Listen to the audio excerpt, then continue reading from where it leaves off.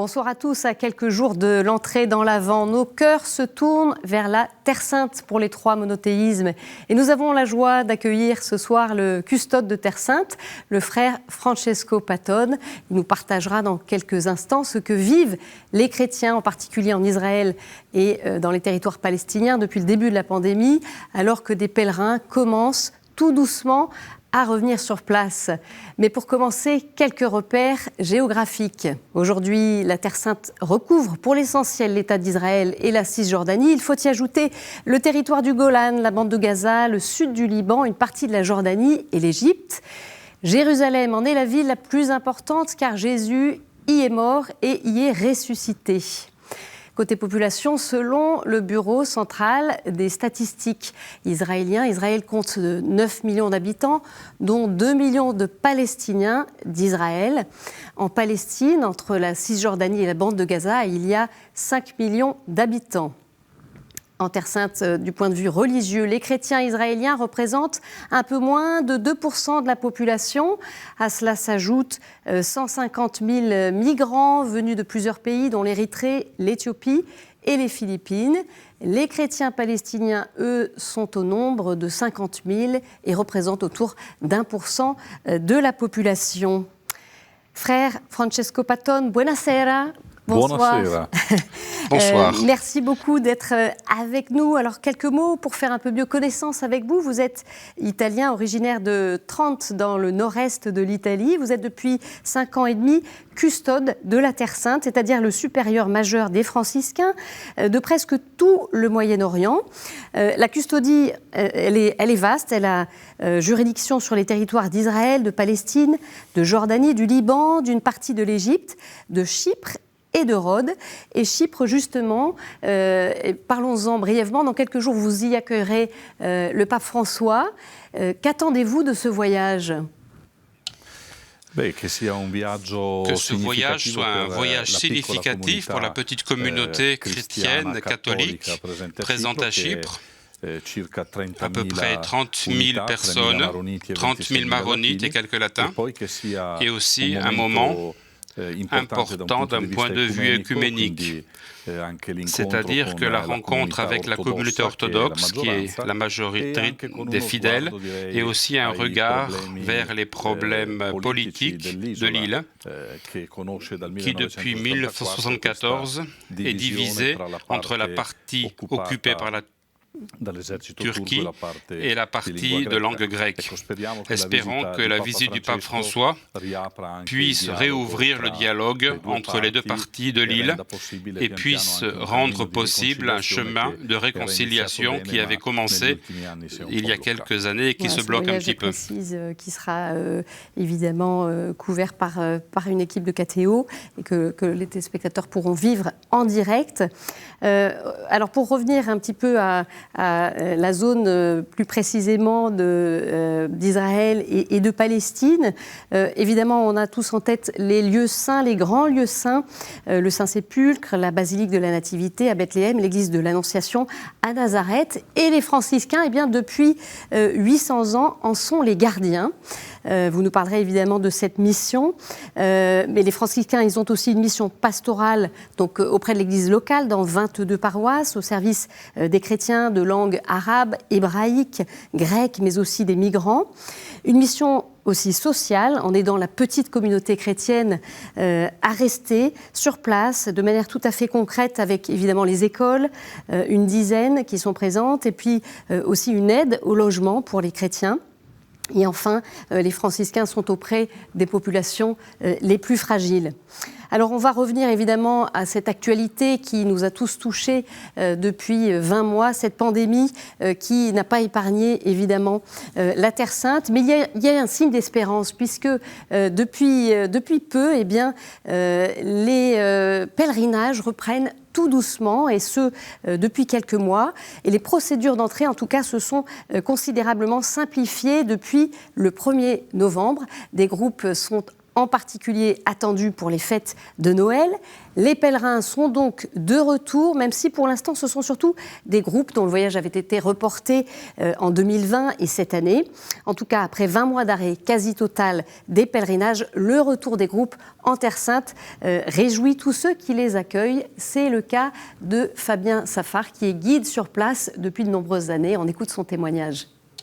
Les pèlerins qui arrivent aujourd'hui ou qui arriveront début 2022, ils profiteront des lieux saints, des sites vides de groupes. En 2019, il y a eu pas loin de 4 600 000 touristes et pèlerins qui sont venus dans le pays, Israël et territoire palestinien. Et on a battu un record, on n'avait jamais eu autant de touristes sur les sites. Et je vous donne un petit exemple.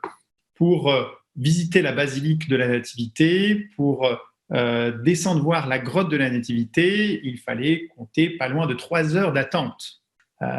Aujourd'hui, quand on arrive dans la basilique de la Nativité, il n'y a personne, on peut croiser un groupe et on descend directement dans la grotte et on peut rester dans la grotte, prier et méditer dans la grotte de la Nativité. Et c'est exactement la même chose quand on se rend au Saint-Sépulcre, à Jérusalem, à voir les lieux pour soi. C'est du jamais vu. Donc c'est du jamais vu, Père.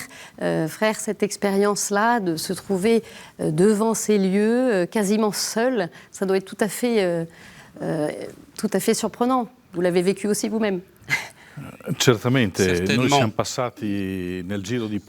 En très peu de temps, on est passé d'une queue qui durait 2 heures pour rentrer dans des lieux comme au Saint-Sépulcre ou dans la grotte de la Nativité, jusqu'à voir des lieux complètement vides, à la fois le Saint-Sépulcre et la basilique de la Nativité. L'expérience de ces derniers 20 mois est celle-ci.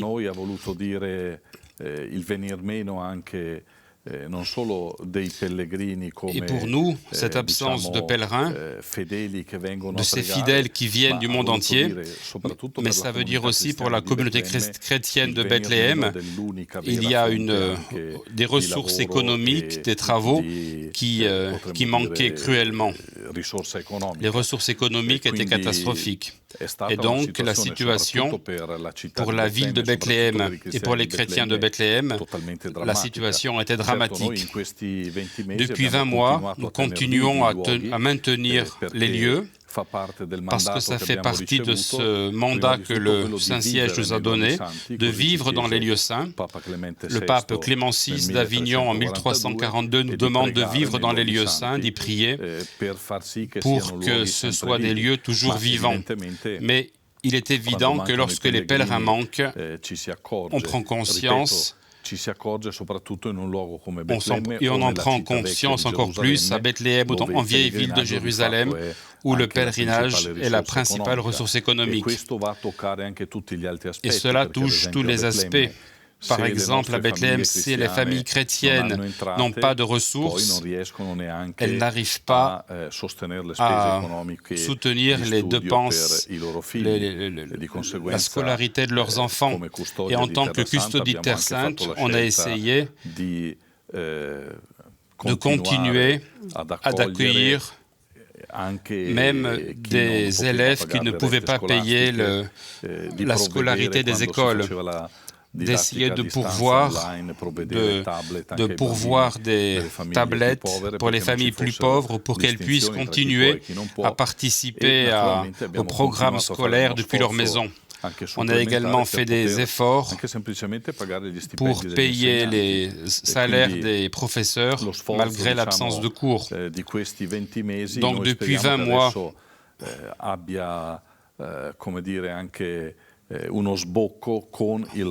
on espère vraiment que maintenant, après 20 mois, les pèlerins puissent revenir et l'économie pourra reprendre. Les groupes sont très petits, il n'y a pas des grands groupes comme autrefois. Lorsque l'on vient avec un groupe, les agences facilitent et essayent de faciliter les problèmes bureaucratiques. Pour Noël, cette année, Nous espérons qu'il y aura une reprise à Bethléem des pèlerins internes, c'est-à-dire des chrétiens qui vivent en Terre Sainte, des pèlerins de Galilée qui sont économiquement en meilleure situation, mais qu'il y ait également des pèlerins des différents pays du monde qui puissent venir pour exprimer leur solidarité, non seulement aux chrétiens locaux et pas seulement pour vivre dans les lieux saints. En tout cas, frère, vous les appelez à revenir, ces pèlerins, aujourd'hui, en Terre Sainte? Bien évidemment, il invite tous les pèlerins à revenir en Terre Sainte. On a vraiment besoin qu'ils reviennent, que les pèlerins reviennent comme pèlerins, pas avec une mentalité de touriste qui aimerait trouver des choses faciles, mais avec la mentalité du pèlerin qui accepte les difficultés, qui soit patient. Et frère, vous faites cette distinction entre les pèlerins et ceux qui sont plus dans une démarche de tourisme. Est-ce que finalement cette pause forcée a engagé une réflexion, peut-être auprès des différentes communautés religieuses présentes sur place, sur la manière dont ce redémarrage doit se faire? Est-ce qu'il ne faut pas aussi peut-être une approche plus raisonnée, moins de tourisme de masse? Comment est-ce que vous avez, vous, réfléchi à ces questions-là? Oui, effectivement, les dernières années, en 2018-2019, il y avait vraiment beaucoup de pèlerins. C'est devenu un pèlerinage de masse. Et parfois, on pouvait confondre cela avec du tourisme. Lorsque des croisières arrivaient, en quelques heures, 5000 touristes pouvaient arriver au Saint-Sépulcre ou dans un site archéologique ou religieux, comme Capharnaüm. Et donc, de fait, cela voulait dire congestionner les lieux, mais aussi, souvent, ça voulait dire que l'on venait avec un comportement qui n'était pas le mieux. Le meilleur comportement lorsqu'on va dans un sanctuaire, ce n'est pas de photographier. Tout photographier. Aujourd'hui, avec les portables, on prend un temps fou à photographier des lieux. Mais le pèlerin doit venir sur le lieu et de se mettre à genoux dans les lieux saints. Nous devons, à travers les accompagnateurs et surtout les accompagnateurs spirituels, éduquer les pèlerins à revenir à être des vrais pèlerins, moins touristes et plus pèlerins. Donc ça, c'est peut-être aussi un premier enseignement que vous avez expérimenté à travers cette pandémie. On pense aussi à l'accueil dans les lieux saints. Alors, j'ai en tête le Saint-Sépulcre, où on peut être un peu dérouté en pèlerin parce qu'on voit ces différentes communautés religieuses qui cohabitent et qui gèrent de manière successive un peu les différents offices. C'est parfois un peu un tourbillon. Est-ce que ça aussi, vous y avez réfléchi à la manière dont un accueil pourra se faire, peut-être de manière un peu différente dans les différents lieux pour des pèlerins qui n'ont pas forcément toutes les connaissances de comment aborder ces lieux?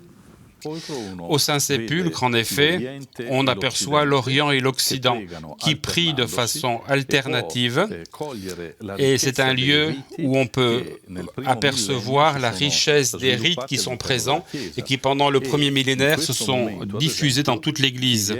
Lorsque l'on vient au Saint-Sépulcre, il faut admirer le dialogue entre les communautés et que ce dialogue, il oserait dire, très importante, comme par exemple la restauration de l'édicule.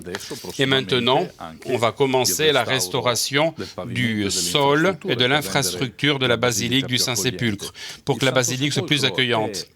Le Saint-Sépulcre est l'église où, en fait, les chrétiens, même s'ils ne sont pas formellement unis, prient dans un lieu unique, célèbrent dans le même lieu, à travers les rites qui se sont développés pendant le premier millénaire avec une richesse de la tradition liturgique de l'Église. Si quelqu'un se limite à regarder l'aspect négatif, il apercevra la confusion.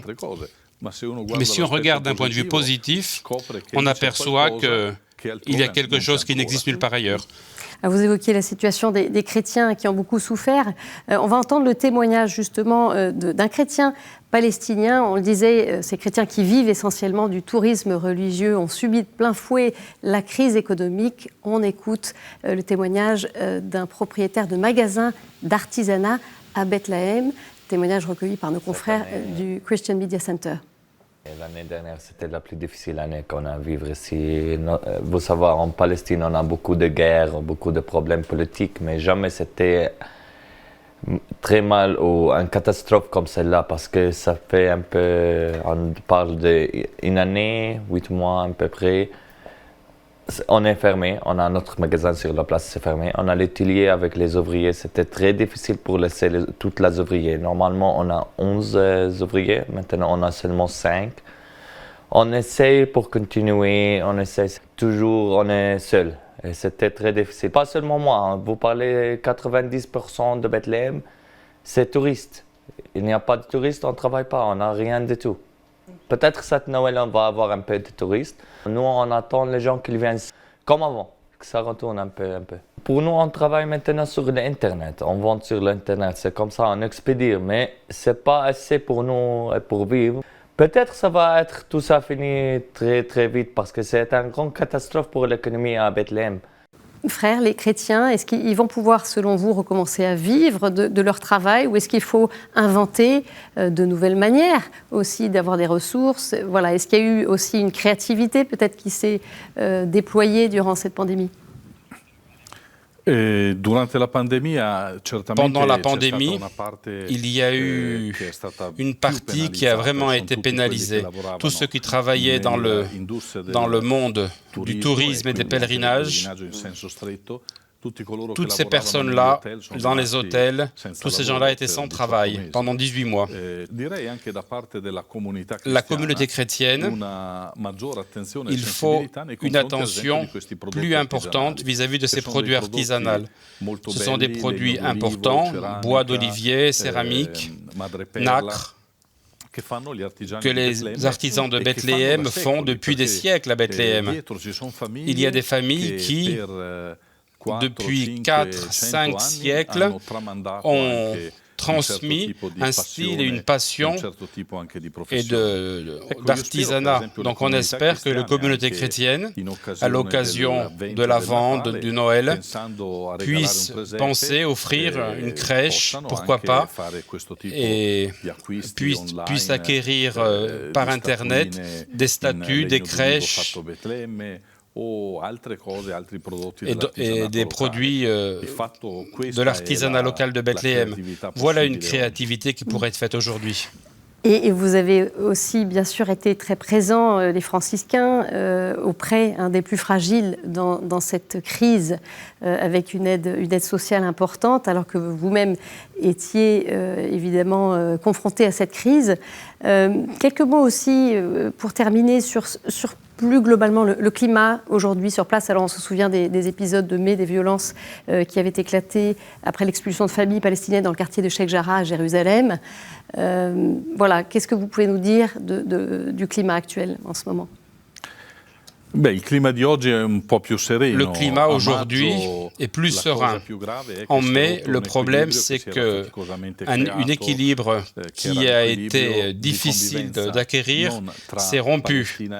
Pas entre la Palestine et Israël, mais à l'intérieur d'Israël, entre la population juive israélienne et la population arabe israélienne.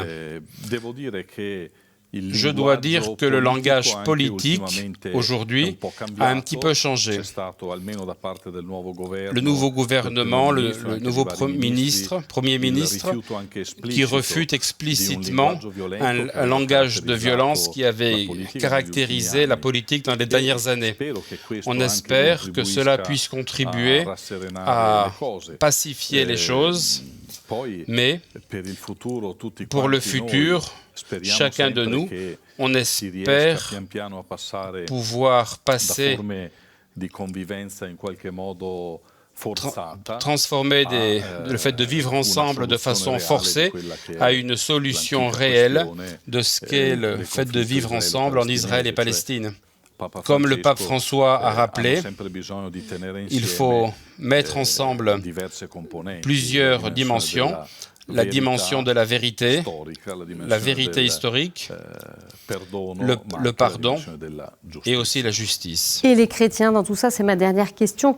Qu'est-ce qu'ils peuvent faire, eux? Ce n'est pas une action politique, mais pour contribuer à cette paix. Alors, la petite minorité qui se réduit, mais qu'est-ce qu'elle peut faire? Les chrétiens peuvent faire beaucoup. Le discours, le fait d'être une minorité, n'est pas un problème. Les minorités, si ce sont des minorances courageuses et conscientes, elles peuvent orienter aussi les majorités. Donc en Terre Sainte, il est absolument nécessaire que les chrétiens ne se comportent pas comme des minorités timides, qu'elles n'utilisent pas le fait d'être une minorité comme un alibi pour ne pas faire valoir leurs propres raisons. Et cela, ça vaut aussi pour toute la vie civile. Les chrétiens de Terre Sainte ont tous les documents pour pouvoir s'affirmer dans les sociétés israéliennes et palestiniennes. Ils ont tout ce qu'il faut pour faire valoir leurs droits. Et donc il ne faut pas qu'ils aient peur d'exiger ce qui est le droit de chacun, le droit qu'ils ont en tant que citoyens dans cette terre dans laquelle ils sont nés, où sont nés leurs pères et leurs grands-pères, et dans laquelle ils ont le droit de vivre en tant que citoyens, identiques aux autres. Merci beaucoup, frère Francesco Patton, d'être venu nous porter votre témoignage. On va évidemment continuer à suivre ce qui se passe chez vous, et en particulier sur ce chemin vers Noël, vers l'arrivée du Prince de la Paix. Et tout de suite, quelques autres actualités dans le monde.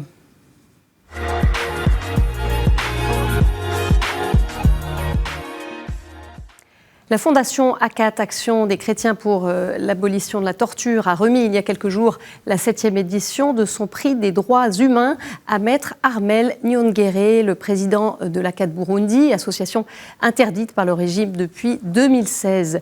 De passage en France pour recevoir le prix, l'avocat rappelle que les violations des droits de l'homme continuent dans son pays depuis l'arrivée au pouvoir en juin 2020 du nouveau président Évariste Ndayishimiye.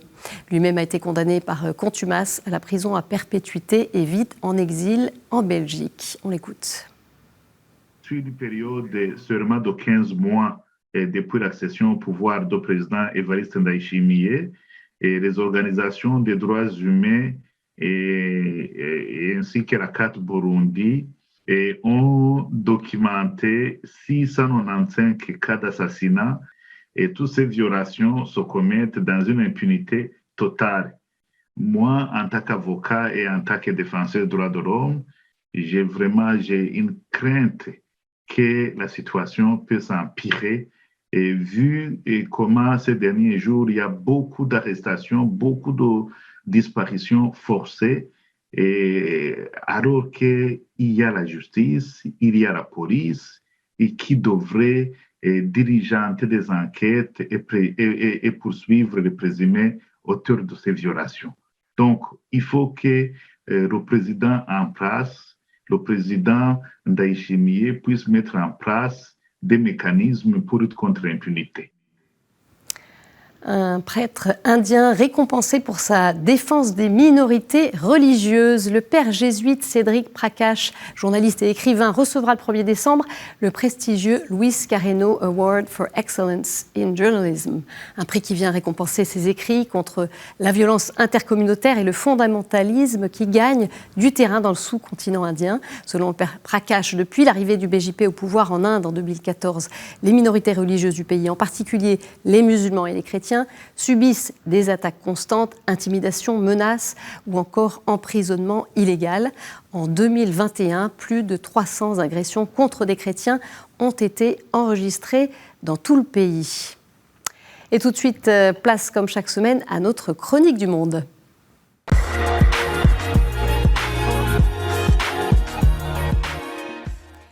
Nous retrouvons aujourd'hui depuis le Tchad sœur Juliette Mgueta, qui est religieuse du Sacré-Cœur de Jésus à N'Djamena. Bienvenue au pays de Toumaï, Toumaï qui veut dire espoir de vie dans une des langues du Tchad. Bienvenue au pays de la quête de la paix, parce que la paix est rarement d'actualité au Tchad. 2 exemples. Le 3 novembre dernier, 3 voitures de militaires se sont rendues dans une paroisse, soi-disant pour se reposer, et ils ont agressé le curé de cette paroisse.